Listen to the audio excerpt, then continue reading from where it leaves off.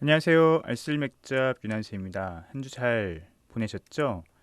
첫 곡은 펭수의 펭수가 부른 펭수랑 비비랑 타이거 JK가 부른 펭수로 하겠습니다. This is 펭수 듣고 왔습니다. 오늘도 알쓸맥잡 맥주 이야기 시작해 보겠습니다. 와, 뭐 지금 맥주 가격이 너무 싸요. 제가 그래서 일부러 목요일에서 금요일 넘어가는 딱 그 새벽에 이제 제가 일을 끝나면 보통 집에 들어가면 한 12시 정도 되고 좀 늦게 들어가면 12시 한 반 정도 되거든요. 그래서 일부러 매장에서 좀 늦게 나가서 동네 CU에 가봤어요.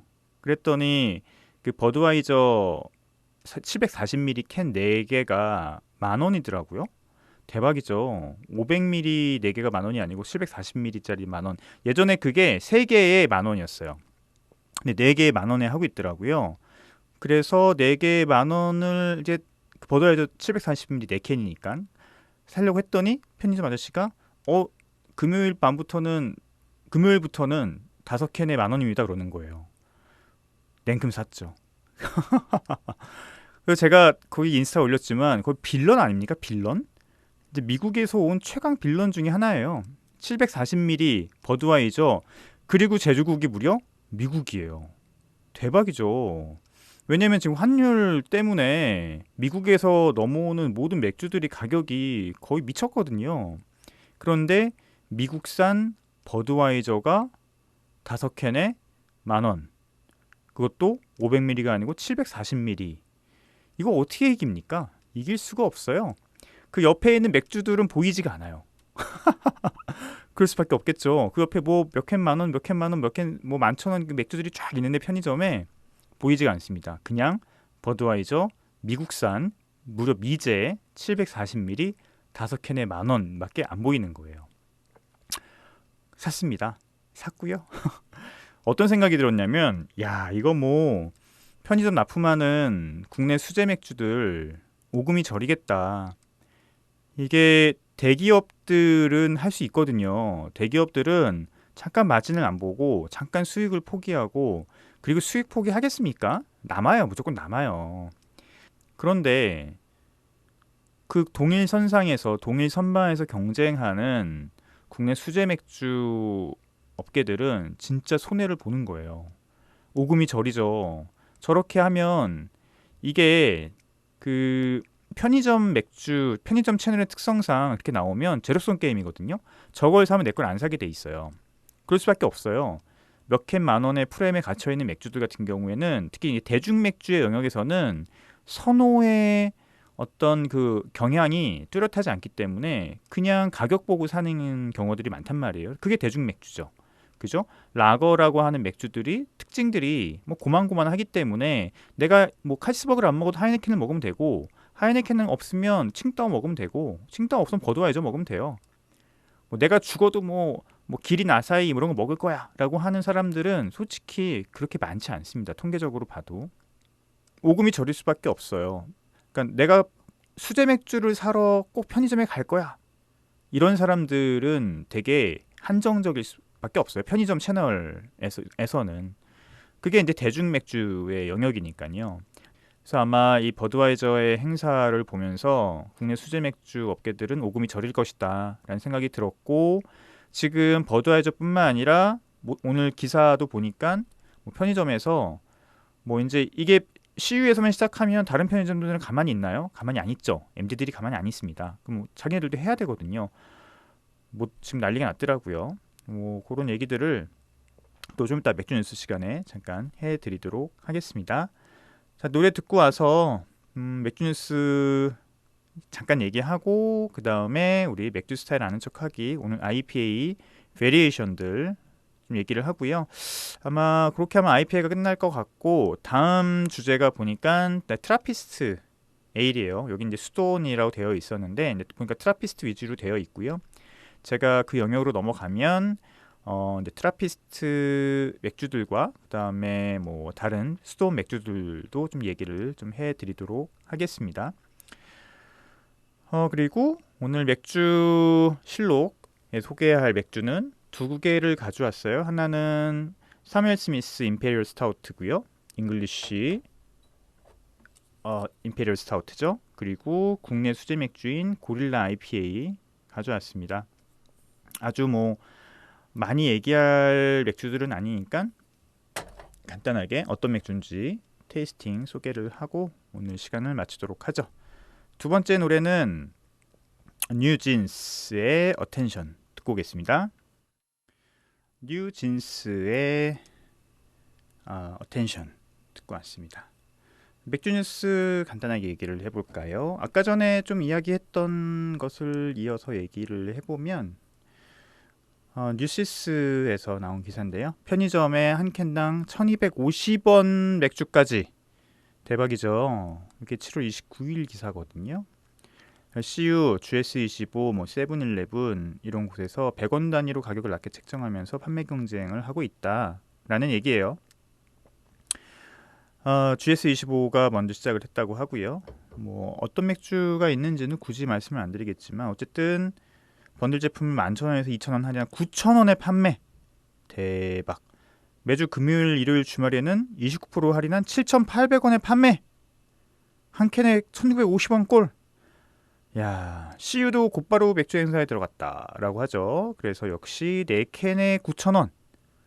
이런 식으로 한다고 합니다. 7월에는 경쟁이 더 치열해졌고요.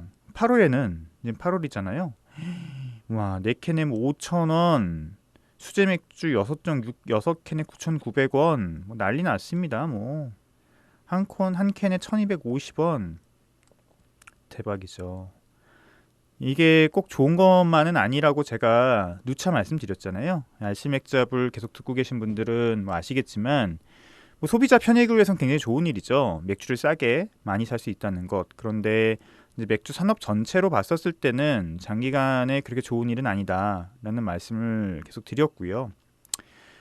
이게 뭐 예전에 4캔 만 원을 했었을 때는 맥주의 어떤 저변을 확대하는 데 굉장히 큰 역할을 했고 그때 맥주 시장이 폭발적으로 성장을 했죠. 그런데 이제 이 4캔 만 원 프레임에 갇히면서부터 뭔가 맥주의 스펙트럼이 넓어지는데 맥주의 어떤 세그멘테이션 자체가 이렇게 뭔가 그 다양해지지 않는 뭐 그런 현상이 발생을 했고 그 맥주 하면 굉장히 싸다라고 하는 인식이 박혀버렸기 때문에 맥주 굉장히 좋은 맥주는 비쌀 수밖에 없음에도 불구하고 맥주는 비싸다 뭐 이런 생각들을 하게 되는 거죠. 그러니까 맥주 이렇게 비싸도 되는 거야? 라고 하는 맥주가 이렇게 비싸? 하면서 뭐랄까요 이 폭이 좀 좁아지는 그런 현상이 좀 발생을 했고요.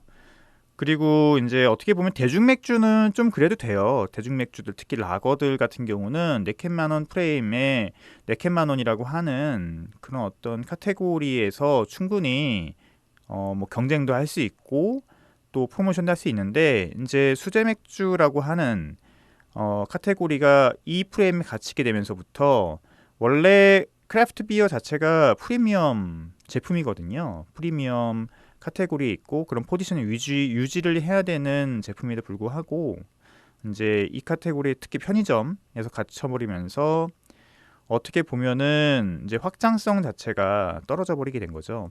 물론 이 채널에 들어가지 않은 진짜 소규모 크래프트 비어 같은 경우는 아직은 괜찮은 것 같습니다. 뭐 저도 독립맥주 공장을 지금 하고 있지만 아직은 어떤 프리미엄의 포지셔닝을 유지할 수 있는 가치들을 제공해 주면 고객들이 충분히 그 가치를 지불하고 마시거든요.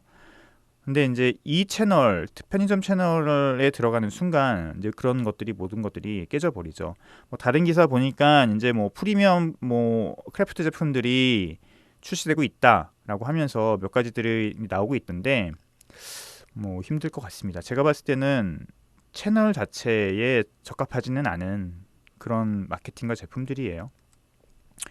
옆에서 버드와이저가 지금 5캔에 10,000원 하고 있는데 지금 수제 맥주 2캔에 10,000원짜리가 눈에 들어오겠습니까?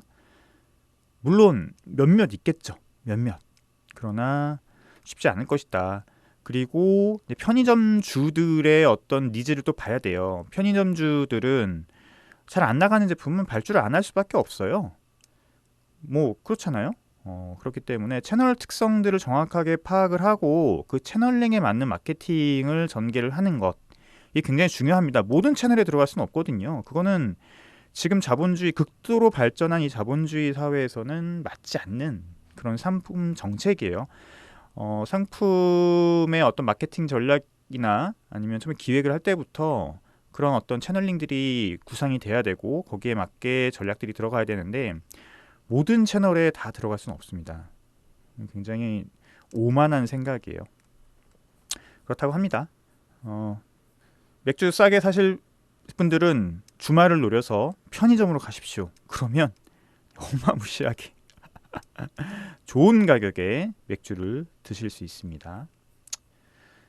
자, 두 번째 뉴스는요. 소믈리에 타임스에서 나온 기사인데요. 2022년 세계에서 가장 가치 있는 맥주 브랜드 탑 10. 요거 얘기를 한번 해볼까요? 뭐 기사는 특별히 읽어드릴 필요는 없고요. 자, 10위가 아사히. 한화로 3조 3천억 정도 된다고 하네요. 자, 3조 3천억 정도면 우리나라 전체 맥주 시장입니다. 그죠? 대박이죠? 그러니까 아사히의 가치가 우리나라 전체 맥주 시장의 가치와 똑같다라고 보시면 돼요. 우리가 뭐 일본 맥주에 대해서 그 반일 이슈 때문에 지금 퇴출을 했고 지금 다시 슬슬 보이고 있어요. 아사히, 기린, 뭐 선토리 이런 맥주들이 다시 편의점에 들어오기 시작했고 보니까 4캔 11,000원에 다시 판매가 되고 있는 게 제가 보고 있거든요.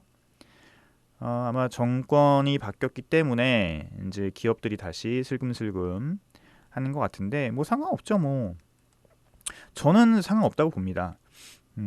뭐 반일을 하고 극일을 하기 위해서 제품을 안 사 먹는 거는 각각 개인의 자유의 문제지 강제할 수는 없다고 봐요. 그건 아닌 것 같아요.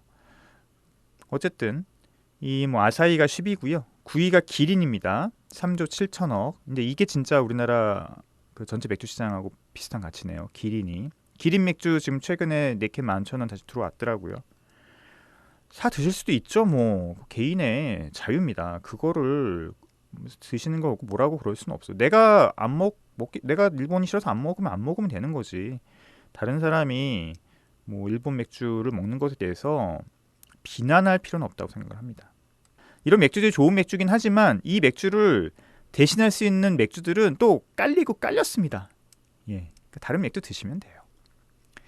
8위가 쿠얼스 라이트. 쿠얼스 가치가 3조 8천억이라고 하네요. 쿠얼스 라이트 먹어본 지 오래됐네요. 쿠얼스 라이트 예전에 제가 미국에 있을 때는 많이 마셨는데 뭐 특별한 게 있냐고요? 뭐 똑같습니다. 아메리칸 어정틀하고 뭐 똑같고요. 7위가 밀러 라이트 3조 8,370억이라고 하네요. 밀러 최근에 잘 안 보이죠? 예, 최근에 잘 안 보입니다. 가볍게 마실 수 있는 그런 맥주들이고요.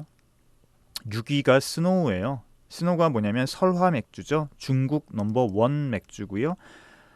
이 스노우 설화 맥주는 이제 사부밀러가 투자한 회사입니다. 중국의 1위 맥주라고 보시면 되고요. 한국에 최근에 들어온다고 하죠. 뭐 들어온다고 해서 저는 뭐 크게 인기를 끌 것 같지는 않은데 일단 라벨이 너무 촌스러워요. 어쨌든 4조 6천억 원. 뭐 얘네야 뭐 중국 시장을 등에 업고 있으니까 가능한 것 같고요. 2위가 칭따오예요. 1위가 스노우고 중국 내에서 1위가 설화 맥주고 2위가 칭따오입니다. 5위 모델로 SPCR 5조 1천억.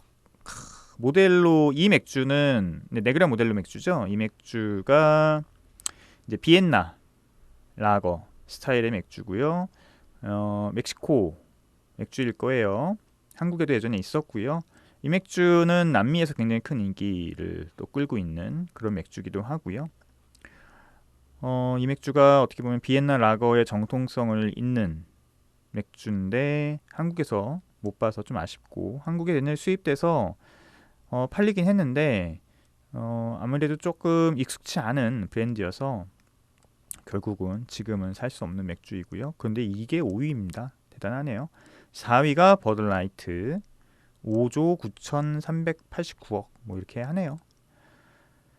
그리고 3위가 아까 앞에서 얘기했던 버드와이저이고요. 7조 2천억 정도 됩니다. 뭐 무시할 수 없는 맥주죠. 워낙 뭐 미국을 대표하는 맥주기도 하고 무시할 수 없는 맥주입니다. 버드와이저. 2위가 하이네켄. 9조입니다. 9조. 대박이네요. 그죠? 하이네켄. 역시 무시할 수 없는 맥주죠. 역사와 전통을 갖고 있는 맥주고요. 그리고 맥주의 퀄리티나 그리고 마케팅이 굉장히 좋은 그런 맥주예요. 하이네켄 같은 경우는 맥주 회사가 특히 이제 대중 맥주 회사가 보여주는 펼칠 수 있는 어떤 그 마케팅의 본보기를 보여주고 있다라고 생각을 합니다. 그리고 1위가 코로나네요. 9조입니다. 9조. 대박이네요. 그죠? 네, 코로나 엑스트라가 전 세계 1위입니다.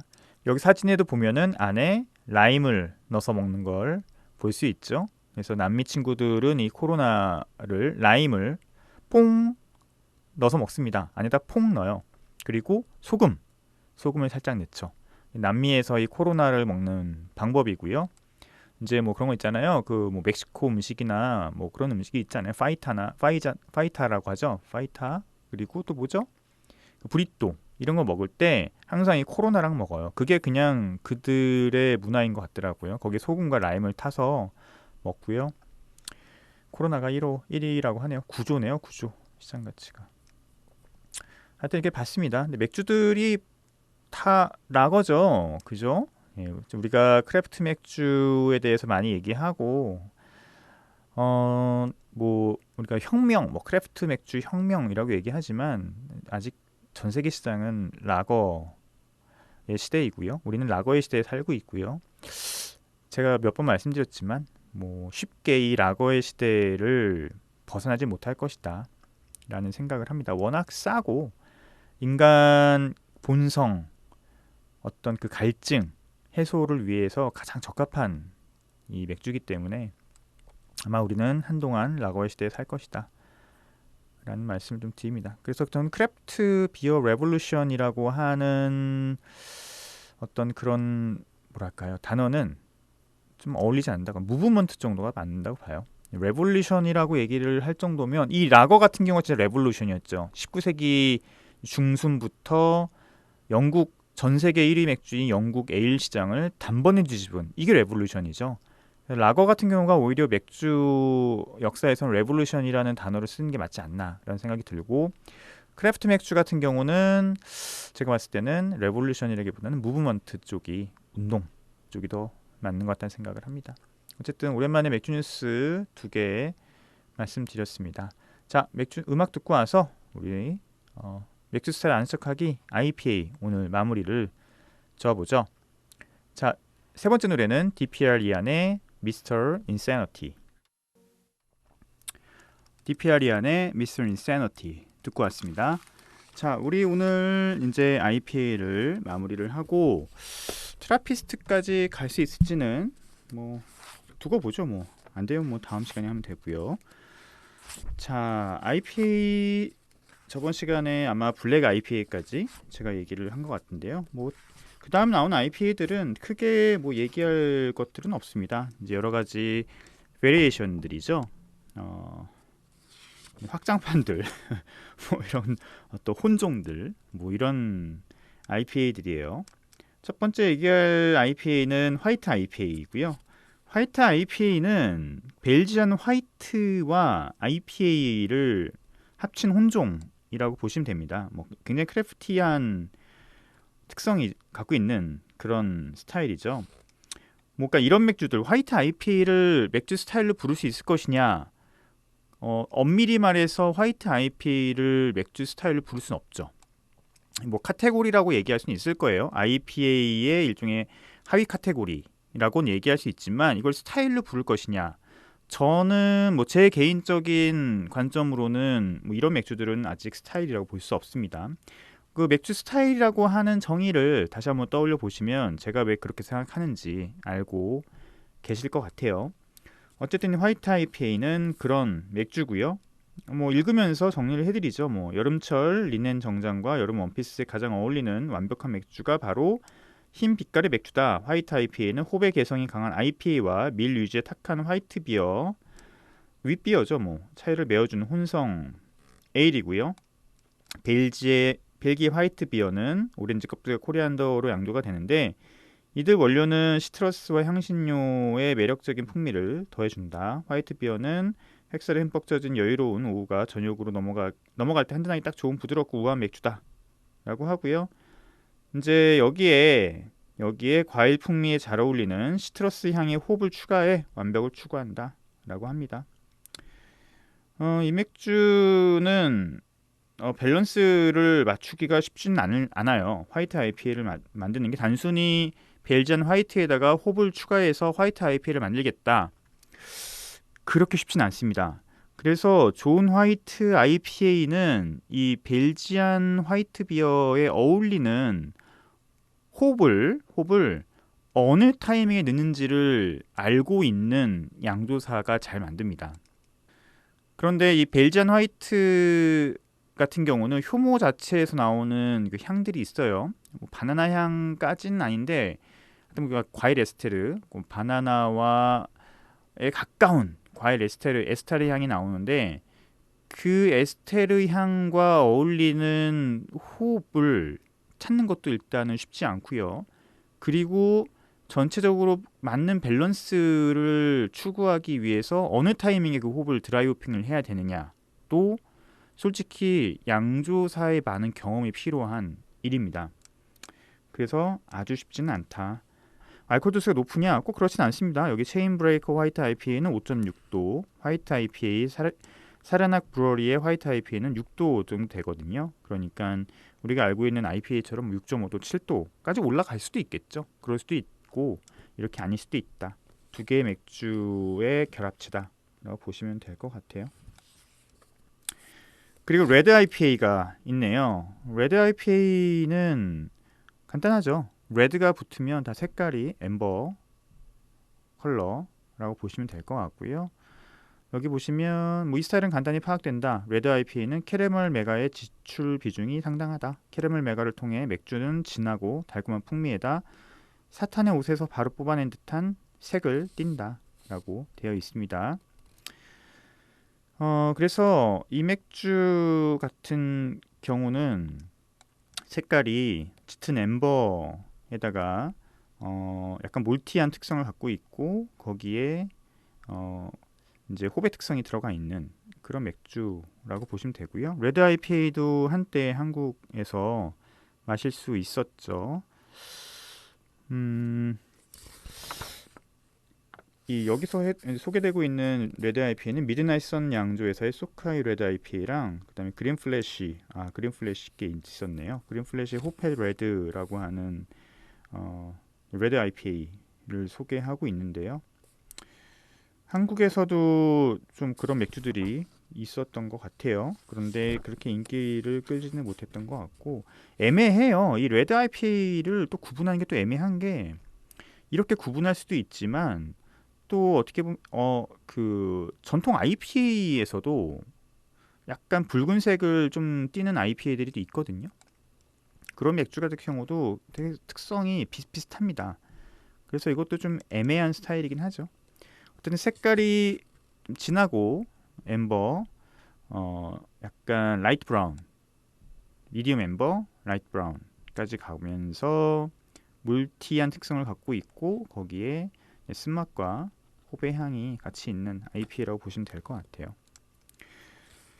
그리고 여기 라이 IPA가 있습니다. 라이 IPA도 한국에 잠깐 있었던 적이 있었는데요. 그래서 저도 테이스팅을 해본 경험이 있는데 라이 IPA는 이것도 간단합니다. 여기는 읽으면서 정리를 좀 해드릴까요? 이 맥주는 내가 가장 좋아하는 감각적인 혼합 맥주 중 하나다 라고 하면서 이제 호밀이죠. 라이가 호밀을 넣은 그런 IPA예요.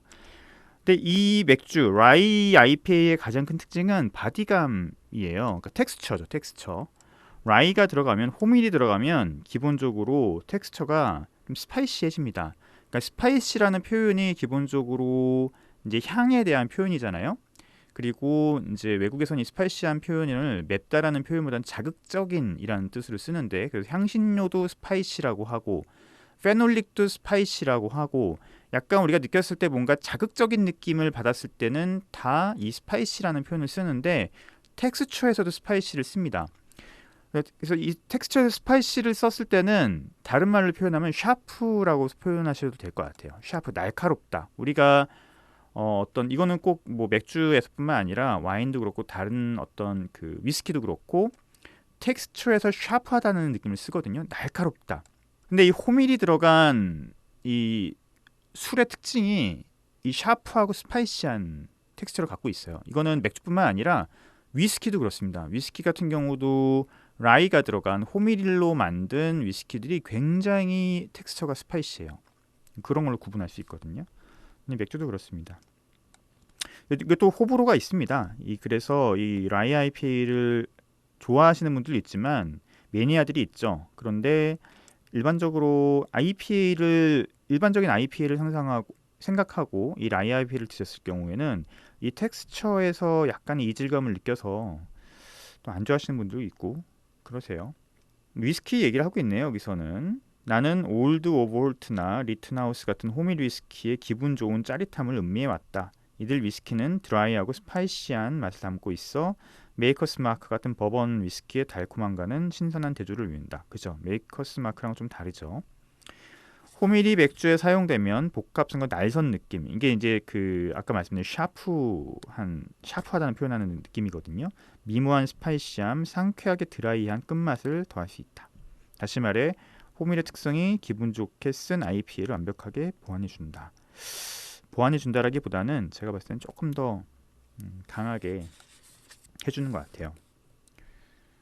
그렇게 보시면 될 것 같습니다. 라이 IPA도 최근에는 좀 마시기 힘든 맥주가 됐고요.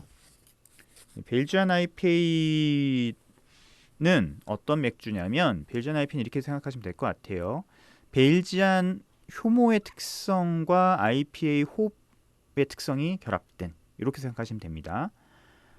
그래서 벨지안 IPA를 드시면 벨지안 효모가 갖고 있는 약간 그 스파이시함, 레지너스, 페놀릭한 느낌이 있고 뒤에 이제 드라이홉에 의한 이제 여러 가지 호향이 같이 있는 그런 거죠. 이것도 역시 호불호가 있습니다. 이 벨지안 IPA를 굉장히 좋아하시는 분들이 있는가 하면 저는 개인적으로 선호하지 않고요. 저는 좀 이상하더라고요. 이게 개인의 취향이고 호불호의 영역이기 때문에 굉장히 좋아하시는 분이 있어요. 한국에 들어온 벨지안 IPA가 있었거든요. 지금은 더 이상 수입 안 되는지 모르겠는데 얼마 전까지만 있었어요. 아예 그 이름이 벨지안 IPA예요. 여기 보면 벨기에 우르텔의 루이 젤레드 양주장 브루마스터인 힐데가르트 반 오스타베테는 어려워 이름 2005년 그레이트 알래스카 비어 앤드 발리 와인 페스티벌에서 돌아오자마자 유럽 품종인 노브롭을 넣은 호빗 더블 IPA를 고안했고 벨기에 다시프 양조장의 우블롱 슈프 도벨랑 IPA 트리펠은 어렵다. 벨기에 효모의 트레이드 마크인 과일향의 에스테르와 시트러스 아로마를 블렌딩한 맥주다. 대서양 넘어 미국 양조가들 역시 이런 퓨전 맥주에 친숙했다. 이들은 벨기에 효모를 사용해 드라이하면서 효모의 과일향이 느껴지는 맥주를 만들어냈는데 자극적인 푹신한 헤드와 묘한 멜의 아메리카노 배 부캐가 특징이다 라고 합니다. 그래서 벨기에에서 만든 벨지안 IPA는 호배 향이 화려하지가 않아요. 호배 향이 화려하지가 않고요. 그거는 호배 품종의 특성도 있지만 드라이 호핑 했을 때 어느 타이밍에 넣느냐도 굉장히 중요하거든요. 얼만큼 양을 넣는지도 중요하고 그런 것들이 유럽 쪽에서는 이제 홉을 미국처럼 그 폭탄처럼 쓰지 않기 때문에 그러니까 홉의 향이 모든 것을 압도할 수 있게 홉을 쓰지 않아요. 유럽은 그러다 보니까 밸런스 있긴 하지만 뭔가 좀 어정쩡한 느낌이 저는 좀 받고 있고요. 근데 미국에서 만드는 벨지안 IPA 같은 경우는 어떻게 보면 홉의 향들이 조금 더 압도하는 이런 느낌이 있어서 벨지안 효모의 특징들이 또 묘하게 어울리지 않는 제 기준입니다. 저는 좀 이 스타일의 그런 느낌들을 좀 받습니다. 우블롱슈프 도벨랑 IPA 트리펠 굉장히 그 다슈프 양조장은 굉장히 유명한 양조장이죠. 그 난쟁이가 있는 그 라벨 있잖아요. 그 흰 털, 흰 수염이 있는 모자를 쓴 그 라벨을 갖고 있는 양조장이 다슈퍼 양조장이에요. 어쨌든 요즘 보기가 힘든데 이 다슈퍼 양조장의 맥주들이 굉장히 좋은 맥주를 만들고 있는 양조장이죠. 여기서 이제 이 벨지안 IPA를 만들었어요. 됐네요. 이제 IPA가 이렇게 정리가 좀 된 것 같고요. 맥주 소개를 좀 간단히 시켜드릴까요? 일단 뭐 고릴라 IPA인데요. 오랜만에 마셔보고요. 고릴라는 부산을 대표하는 브루어리죠. 대표적인 크래프트 브루어리이고요. 굉장히 실험적인 맥주들을 많이 시도하고 있는 것 같아요. 원래 고릴라 영국 스타일의 맥주를 예전부터 많이 했었어요. 뭐 제가 초기부터 마셔봤고 또 대표님과도 인사도 하고 그랬는데 원래는 그 영국 스타일의 스타우트나 뭐 이런 것들을 원래는 추구했던 곳이죠. 그런데 언젠가부터 이제 그 미국 스타일의 맥주들을 만들기 시작하셨고 또 뉴잉 스타일의 맥주를 재작년인가요? 몇 년 전부터 많이 만들기 시작하시면서 지금은 상당히 훌륭한 윙글랜드 IPA를 만들고 있는 굉장히 미국 스타일의 수준 높은 맥주들을 만들고 있는 곳이고요.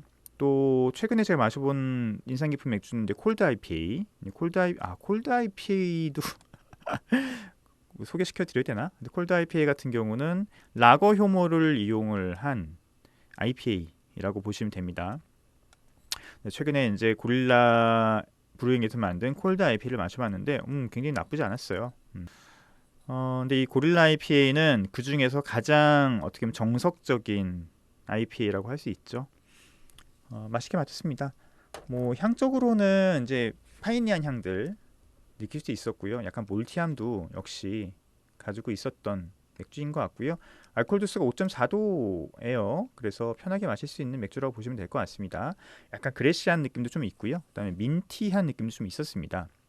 드라이호핑의 결과물인 것 같고 쓴맛도 이렇게 높지 않고요. IBU 제가 봤을 때는 한 30 정도, 30, 35 정도 되는 것 같았었고 굉장히 꿀꺽꿀꺽 편하게 마실 수 있는 맥주다 라고 생각하시면 될 것 같아요. 두 번째 소개시켜드릴 맥주는 사무엘 스미스의 임페리얼 스타우트입니다. 어떻게 보면은 한국에서 마실 수 있는 유일한 잉글리시 임페리얼 스타우트라고 할 수 있겠죠. 영국 임페리얼 스타우트고요. 확실히 영국의 맥주들은 자기네들 뭐 스트롱 에일이나 뭐 스타게일이나 임페리얼 스타우트들의 알코올 도수를 보면 확실히 미국 맥주보다는 낮아요. 이 맥주도 알코올 도수가 7도고요. 7도인데 우리가 임페리얼 스타우트라고 부를 수 있을까요?